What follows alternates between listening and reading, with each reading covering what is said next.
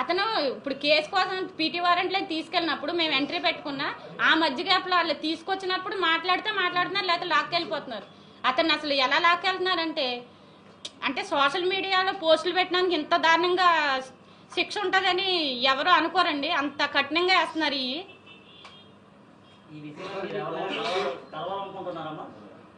Government ఏం demand చేస్తున్నారంటే రవికిరణ్ వెంటనే విడుదల చేయాలని మీరు డిమాండ్ చేస్తున్నారా? కేసు ఎత్తియాలని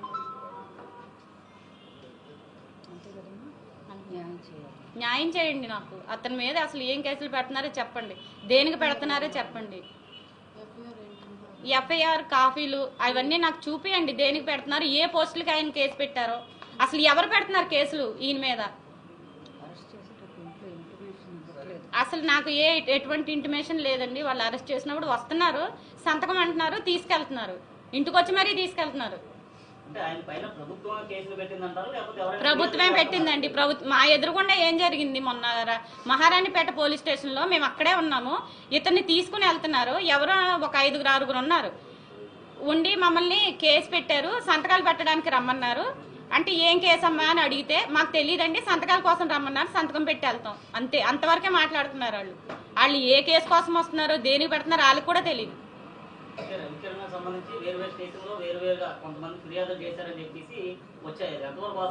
అదంతా నిజమేనండి. అతను కావాలని హెరాస్ చేస్తున్నారు.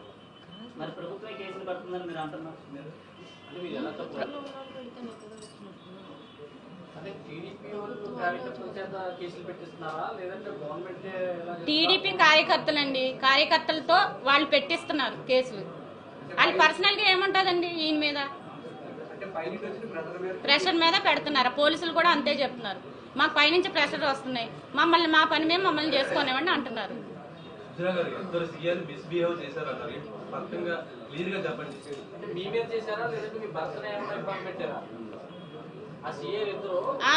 నా భర్తను కూడా ఇబ్బంది పెట్టారండి. లోపల కూర్చోబెట్టి అతన్ని చాలా అంటే అతను నాకు ఇంకా క్లియర్గా చెప్పలేదు. అప్పటి నుంచి నన్ను కలవనివ్వలేదండి. బయటకు వచ్చి కూడా నాతో కూడా మిస్బిహేవ్ చేశారు వాళ్ళు.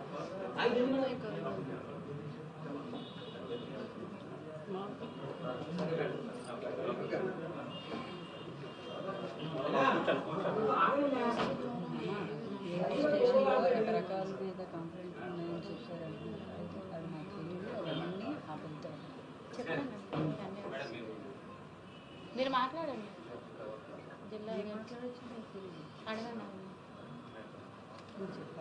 వద్దంట.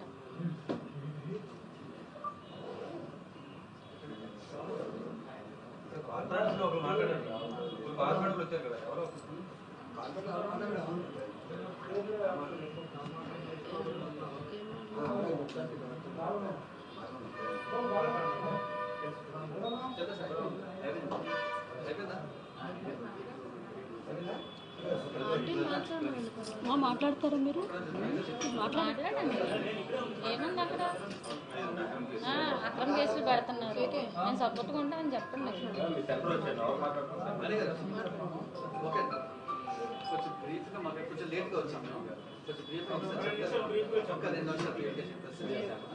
సోషల్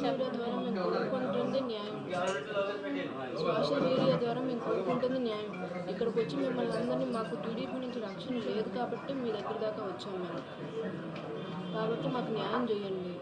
టీడీపీ ప్రభుత్వంలో మేము ఇబ్బంది పడుతున్నామనే కదా మీడియా ద్వారా మేము వచ్చింది మీ దగ్గరికి. మీరు కూడా న్యాయం చేయాలి అంటే న్యాయం చేయాలనే ఉద్దేశంతోనే మేము ఇంత ప్రెస్ మీట్ పెట్టి మీ దగ్గరికి వచ్చి కూర్చున్నాం. ఏ కేసులు పెట్టారో అనేది ఇప్పటివరకు మాకు అర్థం కాని కేసులు, ఎఫ్ఐఆర్ కాపీలు ఇవ్వలేనప్పుడు, ప్రభుత్వంలో ఏ పని చేస్తున్నప్పుడు పోలీసులు ఎంతవరకు వెళ్తున్నప్పుడు, వైసీపీలో ఉన్న వారికి ఎవరికీ లేదా, డెమోక్రసీలో మాట్లాడుకునే అవకాశం లేదా, మేము డెమోక్రసీలో పర్సన్స్ కాదా, ఏదైనా తప్పు చేస్తే అడిగే బాధ్యత మాకు లేదా.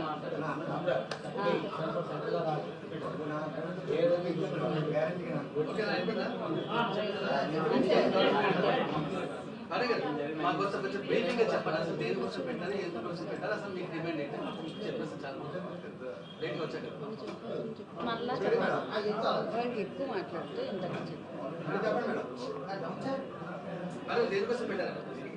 మాకు న్యాయం జరగాలని పెట్టామండి. అతన్ని అరెస్ట్ ఇంటూరు రవికిరణ్ గారిని అరెస్ట్ చేశారు. గత 2 నెలల నుంచి తిప్పుతున్నారు.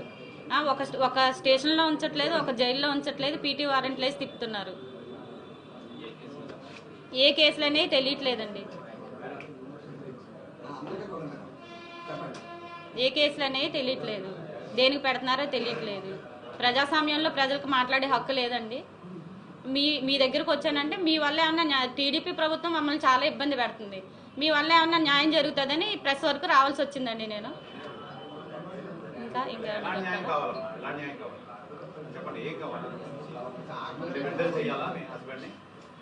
అతని మీద ఏం కేసులు పెట్టారు? అంత అంటే విడుదల చేయలేనంత తప్పులు ఏం చేశారండి ఆయన?